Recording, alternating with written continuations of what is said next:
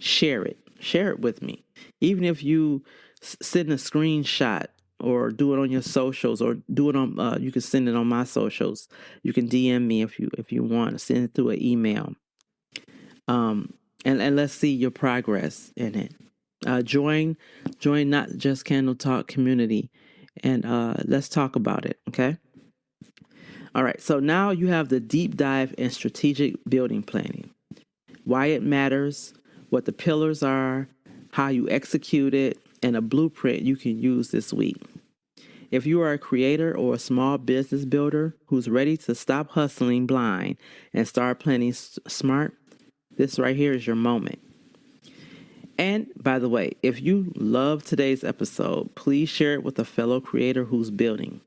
Drop a review, join the conversation at Not Just Candle Talk, and let me know what your one-page strategy looks like. I said that a little while ago. Let me know how's it going for you. As always, thanks for tuning in.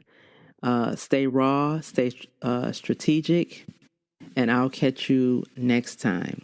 Oh, also, before I go, I'm sorry. In the show notes of this episode, I'm going to have a downloadable PDF workbook, absolutely free. You can get it on the Linktree